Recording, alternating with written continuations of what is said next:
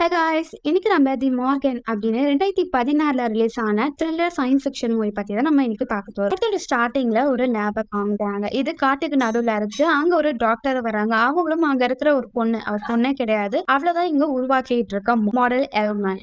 அவர் பேரு மார்கன் அப்படின்னு சொல்லி பேர் வச்சு கூப்பிடுறாங்க. மார்கன், நீ கோவமா இருக்கே எனக்கு தெரியுது, ஆனா இப்போதைக்கு உன்னை வெளியே விட முடியாது, சமத்துக்குள்ளேயே அதை சாப்பிடு அப்படின்னு அந்த சயின்டிஸ்ட் பேசிட்டே இருக்கும் போது அவருக்கும் கோவம் வருது. அங்க இருந்து ஸ்பூன் எடுத்து அவங்களோட கண்ணிலே சொல்லி விட்டுறா. அவங்களும் கத்த ஆரம்பிக்கிறாங்க. உடனே அங்க அந்த சில டாக்டர் எல்லாம் வந்து அவருக்கு இன்ஜெக்ஷன் போட்டு மயக்கடைக்க வச்சிடறாங்க. சயின்டிஸ்டையும் அங்க வந்து கூட்டிட்டு போயிடுறாங்க. இப்போ நம்ம ஹீரோனையே காமிக்கிறாங்க. ஒரு கம்பெனில புதுசா பண்ணக்கூடிய ப்ராஜெக்ட வரக்கூடிய ரிஸ்க் என்ன, அதை எப்படி ஹேண்டில் பண்ணுன்றதுதான் இவங்களோட ஸ்கில். இப்ப ஹீரோனுக்கு ஒருத்தன் கால் பண்ணி பேசுறாங்க. அவர் என்ன சொல்றாங்கன்னா, ஒரு புது ப்ராஜெக்ட் அங்க பண்ணிட்டு இருக்கோம். அந்த ப்ராஜெக்ட் பேரு L9 மாடல். அதுல சில பிரச்சனையா இருக்கு. அது என்ன பிரச்சனை போய் கிட்ட எப்படி பார்க்கணும், அங்க நடக்கிற எல்லா விஷயத்தையும் எனக்கு நீங்க அப்டேட் பண்ணிட்டே இருக்காங்க. இதை நல்லா பண்ணுவேன்னு நினைக்கிறேன். அதனால நான் உன்னை தேர்ந்தெடுத்தேன். அந்த ப்ராஜெக்ட்ல கூட இருக்கிற எல்லா சயின்டிஸ்டும் நிறைய விஷயத்த மறைக்கிற மாதிரி எனக்கு தெரியுது. நீ அதனால எல்லாத்தையும் கிளியரா செக் பண்ணி அங்க இருக்கிற யார் சொல்றதையும் கேட்காத, உன் கண்ணுக்கு என்ன தெரியுதோ அதை மட்டும் எனக்கு அப்டேட் பண்ண சொல்றாங்க. இப்போ ஹீரோனே காட்டுக்குள்ள கார் ஓட்டிட்டு வராங்க. அங்க ஒரு பெரிய கேட் இருக்கு. அதுக்குள்ள ஓபன் பண்ணிட்டு உள்ள போறாங்க. இங்கதான் அந்த ப்ராஜெக்ட் இருக்கு. ஒரு அசிஸ்டன்ட் மாதிரி இருப்பாரு. அவர் தான் ஹீரோனே அவங்க ரூம் கூட்டிட்டு போறாங்க. உங்களுக்கு என்ன உதவி வேணாலும் நான் பண்றேன், உங்களுக்கு எதுவா இருந்தாலும் சொல்லுங்க போது ஹீரோனே என்ன சொல்றாங்கன்னா, இந்த ப்ராஜெக்ட் பண்ணக்கூடிய மெயின் சயின்டிஸ்ட் 2 பேர் இருப்பாங்க,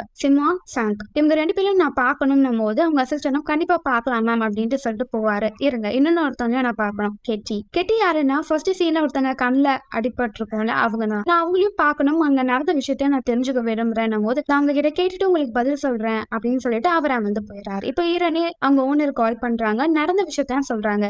இங்க தெரிஞ்சுக்க வேண்டிய விஷயம் நிறையவே இருக்கு. நான் வந்ததுல இருந்து ப்ரொஃபசர் 2 பேரையும் நான் பார்க்கலாம், அவங்களை பார்க்கணும், இங்க நடந்தது எதுனா நான் கிளியரா தெரிஞ்சுக்கணும் போது அவங்க ரூமுக்கு ஒரு பொண்ணு வரா. இவ பேரு எமியும் இங்க தான் வேலை பார்க்குறேன். எமியும் உங்களை சந்திச்சதுல சந்தோஷம், உங்களுக்கு ஏதோ உதவி வேணும் கேளுங்க, கண்டிப்பா நான் உங்களுக்கு சொல்றேன் அப்படின்னு சொல்லி கொஞ்சம் நாட்டியா பேசிக்கிட்டே இருப்பா. ஹீரோனிக்கு நீங்க சொன்னதுக்கு நன்றி, ஆனா எனக்கு இப்போ உதவி வேணும் அப்படின்னு சொல்லிட்டு அங்க வந்து கிளம்பிடுவாங்க. கீழே ஒருத்தர் வந்து குக் பண்ணிட்டு இருப்பாரு. இங்க இருக்கிற எல்லா சயின்டிஸ்டுக்கும் இவர் தான் வந்து செஃப். அவரும் பரபரப்பா சமைச்சிட்டே இருப்பாங்க. இவர் பேரு செஃப். அங்க பேசிட்டே இருக்கும்போது பக்கத்துல ஒரு கன்னும் இருக்கும். இது எதுக்கு, நான் இவங்களுக்கு ஏதாவது இறைச்சி வேணும்னா நான் இங்கே வேட்டையாடுவேன், ஆனா மான்லாம் கிடையாது, மற்ற சின்ன சின்ன விலங்குங்க நான் வேட்டையாடுவேன் அப்படின்னு சொல்லிட்டு இருப்பாரு.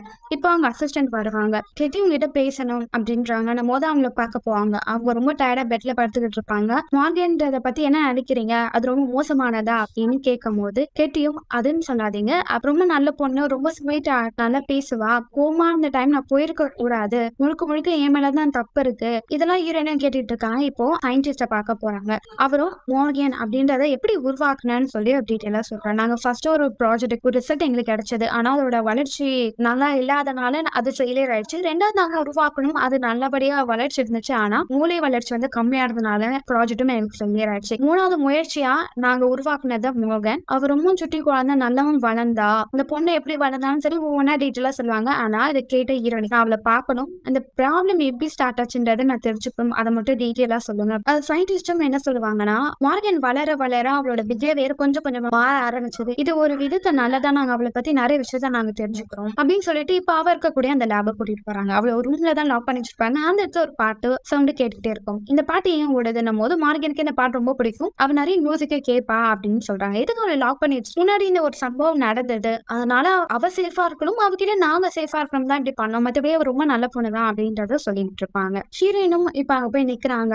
மார்கனும் வரா. மார்கனுக்கு ஹீரோனை பார்த்தோன்னே ரொம்ப தெரிஞ்ச முகமாக இருக்கு, பார்த்தது இல்ல, ஆனா பார்த்த மாதிரி ஒரு ஃபீலிங் இருக்கு. ஹீரோனையும் அவளை இன்ட்ரோடியூஸ் பண்ணிப்பா. மார்கனுக்கு ஹீரோனி கிட்ட ரொம்ப பேசணும்னு ஆசை, ஆனா டைம்ல நான் நாளைக்கு வந்து உன்னை சந்திக்கிறேன் அப்படின்னு சொல்லிட்டு ஹீரோனி அங்க போயிட்டு வா. இப்போ மார்கன் ஒரு ஓரத்துல ரொம்ப சோகமா உட்காந்துட்டு இருப்பா. ஒரு விஷயத்த நினைச்சு பாப்பா. எமி அவளை வந்து காட்டு கூட்டிட்டு போவா. அந்த இடம் அழகா இருக்கும். எமி அவகிட்ட என்ன சொல்லுவானா, இதை விடவும் ஒரு அழகான ஒரு இடம் இருக்கு, அது ஒரு லேக், அந்த இடத்துக்கு நீ போனேன்னா சொர்க்கத்தையே பார்க்கலாம், அவ்வளவு அழகா இருக்கும், உன்னை கண்டிப்பா நான் கூட்டிட்டு போவேன் அப்படின்றத அவள் முன்னாடி சொல்லியிருப்பா. இதை மார்கனும் நினைச்சு பார்த்துக்கிட்டு இருப்பா. அன்னைக்கு நைட்டு எல்லாருமே ஒன்னா சேர்ந்து சாப்பிட ஆரம்பிப்பாங்க. அப்படி சாப்பிடும் போதுதான் அங்க ஸ்கிப் பண்றவரும் உங்க ஒர்க் எப்படி, அதை பத்தி எனக்கு டீட்டெயிலா சொல்லணும் போது, நான் ரிஸ்க் மேனேஜ்மெண்ட் கன்சல்டன்சி வச்சிருக்கேன், ஒரு கம்பெனில ப்ராஜெக்ட் பண்ணும்போது அதுல வரக்கூடிய ரிஸ்க் எல்லாம் நாங்க பார்ப்போம், அதை எப்படி சால்வ் பண்றது ஃபியூச்சர்லன்றதான் எங்களோட ஒர்க். ஹீரோனி இங்க வந்தது யாருக்குமே பிடிக்காது. ஸோ ஆல்மோஸ்ட் பேசும்போது அது அதிகமா கண்டுக்க மாட்டாங்க, கவனிக்காமலே இருப்பாங்க. இப்ப அவங்க எல்லாம் பேசிட்டே இருக்கும் போதுதான் அங்க சிங்குன்ற ஒரு சயின்டிஸ்ட் வருவாங்க. இவங்களும் ஒரு மெயின் சயின்டிஸ்ட். இவங்களும் சிமான் அப்படின்றவங்க 2 பேரும் சேர்ந்துதான்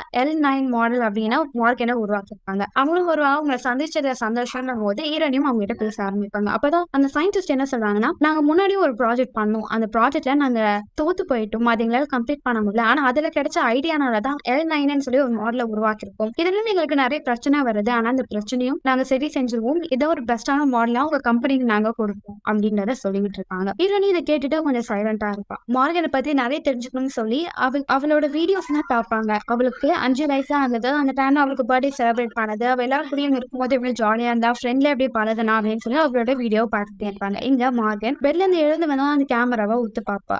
இப்போ ஹீரோனிக்கு அவளை பார்த்தோன்னே கொஞ்சம் வித்தியாசமா தோணுது. டக்குன்னு அந்த சிஸ்டமா க்ளோஸ் பண்ணிட்டு வெளியே வந்து நிற்பா. எல்லாருமே பேசி முடிச்சோன்னா எல்லாம் அவங்க ரூமுக்கு போயிடுவாங்க. அங்க கேட் மட்டும் குடிச்சுக்கிட்டு இருப்பான். அவங்க கூட ஹீரோனியும் பேசுவான். எமிக்கு ஆல்ரெடி கேட் மேல ஒரு கண்ணு, பட் 2 பேருக்கும் செட் ஆகல. ஹீரோனியும் நீ அவளை லவ் பண்ண உங்க கேர்ள் ஃப்ரெண்ட் கேட்கும்போது இல்ல அவ கொஞ்சம் வித்தியாசமான பொண்ணு, அவளுக்கு எனக்கு செட் ஆகாது அப்படின்னு சொல்லிட்டு இருப்பாரு. அப்படி பேசிட்டே இருக்கும்போது ஓகே மார்கனை பத்தி என்ன நினைக்கிற, இந்த ப்ராஜெக்ட் பத்தி என்ன நினைக்கிற அப்படின்னும் போது எனக்கு இதை பத்தி ஐடியா இல்ல, பட் இங்க இருக்கிறது கொஞ்சம் டிஃப்ரெண்டான ஃபீலிங், கொஞ்சம் நல்லா இருக்கு அப்படின்னு சொல்லிட்டே இருக்கும்போது அவர் நைஸா ஹீரோனியை கிஸ் பண்ணுவார். ஆனா அவங்களும் ஒன்னும் சொல்லாம அங்க இருந்து கிளம்பி போயிருவாங்க. இதெல்லாம் பார்த்தா எமிக்கு கொஞ்சம் கோவம் வந்துடும். எமி என்ன பண்ணுவான்னா மார்கனை பகுதிக்காக போவா. மார்கனை பாப்பா. அங்க இருக்கிற கேமரா எல்லாத்தையும் ஆஃப் பண்ணிடுவா. இங்க பாரு நாளைக்கு உனக்கு ஒரு எவாலுவேஷன் இருக்கு, என்ன ஆனாலும் நீயா இரு, நீ உன்னை மாத்திக்காத, ஸ்ட்ராங்கா இரு, நான் ப்ராமிஸ் பண்ண மாதிரி உன்னை கண்டிப்பா அந்த லேக்கு கூட்டிட்டு போவேன், நான் உன்னோட ஃப்ரெண்டா இருப்பேன் அப்படின்றத சொல்லுவா. இப்போ மார்கனும் எமியும் ஒரு காட்டுக்குள்ள போயிட்டே இருக்காங்க. அங்க இருக்கிற எல்லா விஷயத்தையும் மார்கன் பார்த்து ரசிச்சுக்கிட்டே இருப்பா. அப்படியோ பார்த்துட்டே இருக்கும்போது அந்த இடத்துல அடிப்பட்ட ஒரு மானு வழியில துடிச்சுக்கிட்டு இருக்கும். அத மார்கன் பாப்பா. அது கிட்ட போய் அதை அப்படியே பொறுமையா தடவி விட்டுக்கிட்டே இருப்பா. எம்மையும் பாவம் அதுக்கு, நீ அது கிட்ட போகாத, பயப்பட போகுது அப்படின்னு சொல்லுவா. அவளும் தடவி விட்டுக்கிட்டே இருப்பா. டக்குன்னு அதோட கையில திருப்பி விட்டுட்டு அதை கொலை பண்ணிடுறா. இதை பார்த்து எம்மியும் ஷாக் ஆகி நிக்கிறான். மார்கனும் கண்ணை திறந்து பாக்குறான். ஹீரோயினும் கலை வாக்கிங் போறாங்க. அப்படி போகும்போது அங்க ஒரு கார் வருது. இவரும் ஒரு டாக்டர் தான். இவர் மார்கனை செக் பண்றதுக்காக வந்திருப்பாரு. ஸ்டார்டிங்ல ஹீரோயினும் இவரை தான் அனுப்பியிருப்பாங்க. ஆனா அவருக்கு ஒர்க் இருக்கிறதுனால அப்ப வர முடியாது, இப்ப அவர் வந்திருப்பாரு. ஹீரோயினும் இப்போ அந்த லேபுக்குள்ள போறாங்க.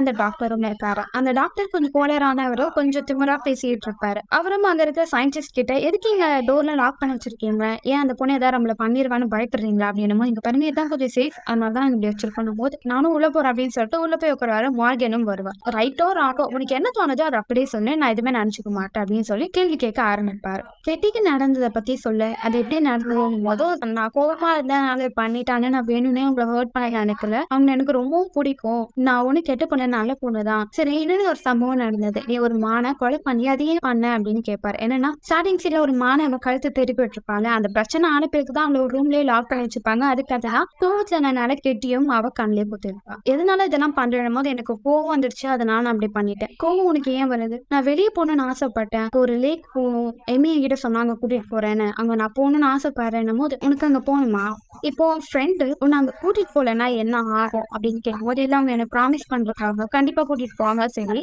நான் உனக்கு லேக் போக பெர்மிஷன் தரலன்னா நீ என்ன பண்ணுவ, போகணும் அப்படின்னு நான் சொல்லிட்டே இருப்பா. அவளை கூப்பிடுற மாதிரி அவர் பேசிட்டே இருப்பாரு. செம்ம கோவம். உடனே அவ என்ன கேட்பானா, உங்களுக்கு ஒரு 13 வயசு ஒரு குழந்தை இருக்கால, அவளை பார்க்க நீங்க இன்னைக்கு போலன்னா என்ன ஆகும் அப்படின்னும் நீ சொல்ல வந்து எனக்கு புரியல, என்னாவது பாரு நான் கேட்ட கேளுக்கு பதில் சொல்லி இப்ப உனக்கு என்ன தோணுது அப்படின்னும் போது அவ கையை பாப்பா. என்னது கையை காமிச்சு எனக்கு என்ன புரியும், அவ அப்படியே அந்த சாரை பிடிச்சி தள்ளி அவர் மேல அப்படியே குதிச்சு அவரோட கழுத்தையே கடிச்சு கொலர ஆரம்பிச்சிருவா. இதை பார்த்து அங்க இருந்த சயின்டிஸ்டும் கையில கன் எடுத்துட்டு அவளை பிடிக்க போவாங்க. ஆனா அவங்களையும் அடிச்சுட்டு அவ தப்பிக்க பாப்பா. இதை பார்த்து ஈரனியும் அவளை பிடிக்க பாப்பா. ஈரனிய ஒண்ணுமே பண்ணாவா, அங்க வந்து எல்லா கனெக்ஷனையும் ஆஃப் பண்ணிட்டு அங்க வந்து வெளியே வேகமா ஓடி போயிருவா. அப்படி ஓடி போயிட்டே இருக்கும்போது எம்மி இருப்பா. எம்மி அப்படின்னு சொல்லிட்டு கிட்ட போவா. ஈரனி அதுக்குள்ள கண்ணை வச்சு ஷூட் பண்ணுவாங்க. அவ அப்படியே மயங்கி கீழே விழுந்துருவாங்க. இப்போ மார்கனும் கண்ணை திறந்து பாக்குறா. அவளை கட்டி போட்டு வச்சிருக்காங்க. அதனால சயின்டிஸ்டும் என்ன சொல்றாங்கன்னா அவளோட பிஹேவியர் போக மோசமாயிட்டே இருக்கு, இதனால நமக்கு தான் ஆபத்து, இந்த ப்ராஜெக்டை நம்ம க்ளோஸ் பண்ணிடலாம் அப்படின்னு சொல்லுவாங்க. அதனாலதான் இன்னொரு ஒரு சயின்டிஸ்டும் இது என்னோட பல வருஷம் கனவு, இது எப்படி நீ க்ளோஸ் பண்ண சொல்வேன் போது இல்லை, இது ரிஸ்க் அதிகம், இது வேணா நம்ம புது ப்ராஜெக்ட் பண்ணலாம், இப்போ ஒரு ரூமுக்கு போங்க,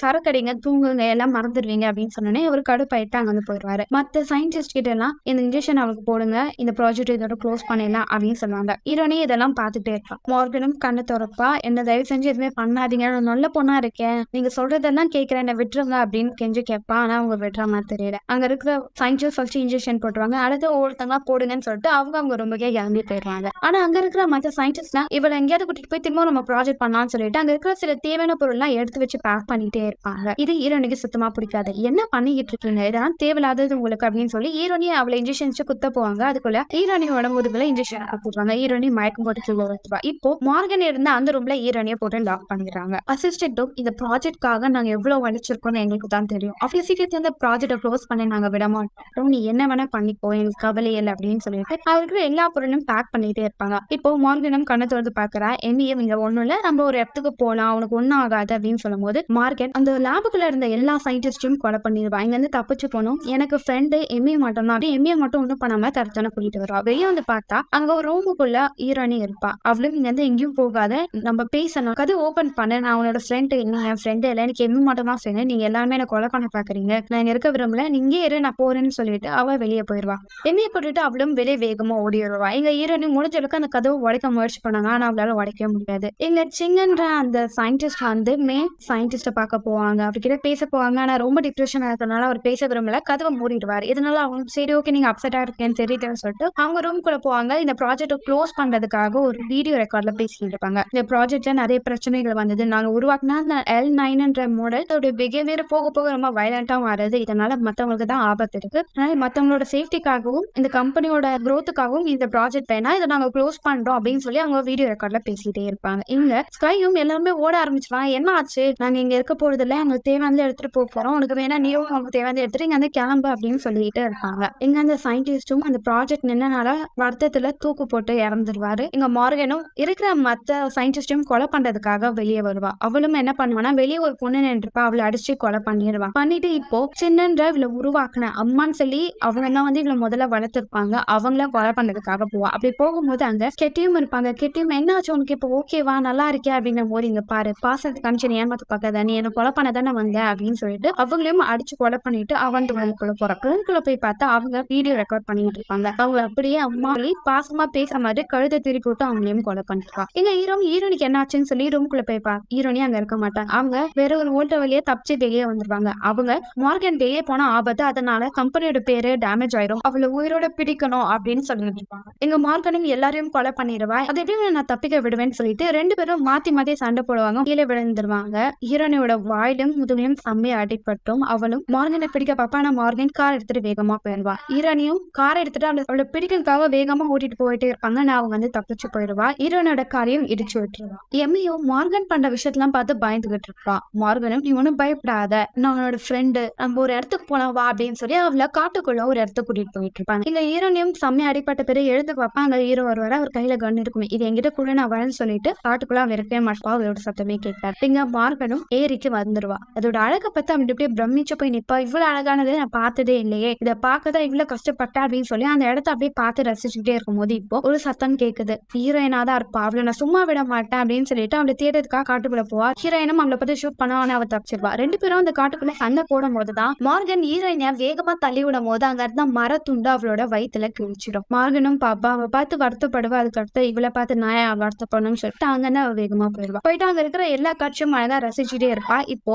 எம்மிக்கு கோவம் வந்துடும். ஹீரோனி என்ன பண்ண, அவளும் நீ கொலை பண்ணிட்டியா, நீ பண்றது சரியில்ல, எனக்கு சுத்தமா பிடிக்கல மார்கன், வேண்டாம் நிறுத்திட அப்படின்னு சொல்லிட்டு அவ கன் எடுத்து ஷூட் பண்ண பாப்பா. நீ மட்டும்தான் என் ஃப்ரெண்டு நினைச்சேன், நீ என்ன கொலை பண்ண பாக்குறல. அவ கிட்ட வருவா. இப்போ மார்கன் கீழே விழுந்துருவா. என்ன இருக்கும்னா ஹீரோயினை வந்து அவளை அடிச்சுவா, தண்ணியில தள்ளி விட்டு அவளோட தண்ணிலே முக்கி எடுத்து அவளை கொலை பண்ணிடுவா. இப்ப நம்ம என்ன பண்றது, எப்படி தப்பிக்கிறது அப்படின்னு சொல்லிட்டே இருக்கும்போது இப்போ ஹீரோயினை எம்மியும் போட்டு கொலை பண்ணிடுவா. அங்க இருந்து நடந்து போய் சரி வா இங்க இருந்து போலாம்னு சொல்லி ஹீரோ காரை ஏற சொல்வா. ஹீரோல எம்மிக்கு என்ன ஆச்சு, என்ன மன்னிச்சிரு அப்படின்னு சொல்லி அவனையும் ஷூட் பண்ணிட்டு கார் எடுத்துட்டு வேகமா அவங்க பாஸ் பார்க்க ஆஃபீஸ்க்கு வர. அவங்களோட பாஸும் இன்னொரு ஒருத்தவங்களும் அந்த ப்ராஜெக்ட் பத்தி பேசிட்டு இருப்பாங்க. இந்த ப்ராஜெக்டும் ஃபெயிலியர் ஆச்சு, பட் இது வெளியே இருக்கும் தெரியாம நம்ம இதை மூடி மறைக்கணும் அப்படின்னு சொல்லி அவங்க ஆட்களை அனுப்புவாங்க. அந்த இடத்துல இறந்து பண்ணாங்க எல்லாரோட சடலத்தையும் எடுத்து மறைச்சு வச்சாங்க. மார்கன் தண்ணியில மூழ்கி இருப்பா, அவங்களோட உடலையும் அவங்க எடுத்து வச்சிருவாங்க. நடந்த எந்த விஷயமும் யாருக்கும் தெரிய வேணாம், இதை மறைச்சிருங்க, அடுத்த ப்ராஜெக்ட் பண்ண ஸ்டார்ட் பண்ணிருங்க அப்படின்றத அவங்க பாஸ் சொல்லிட்டு இருப்பாங்க. அங்க இருக்கிறவரும் ஓகே, ஹீரோனி இருக்காளே அவளை என்ன பண்றதுன்னும் போது அவளை ஒண்ணும் பண்ணாதீங்க, நான் சொன்ன வேலையை அவ பக்காவா முடிச்சுட்டா, இவ்வளவு மாதிரி ஆடா நம்மளுக்கு தேவை அப்படின்றத அவர் சொல்லுவார். இங்க ஹீரோனியா காமிக்கிறாங்க. அவ ஒரு இடத்துல உட்காந்துட்டு இருக்கா. இப்போ அவ மார்கன் மாதிரியே பண்றா, அவளோட கையை திருப்பி திருப்பி பாக்குறா. இதோட இந்த படத்தை முடிக்கிறாங்க.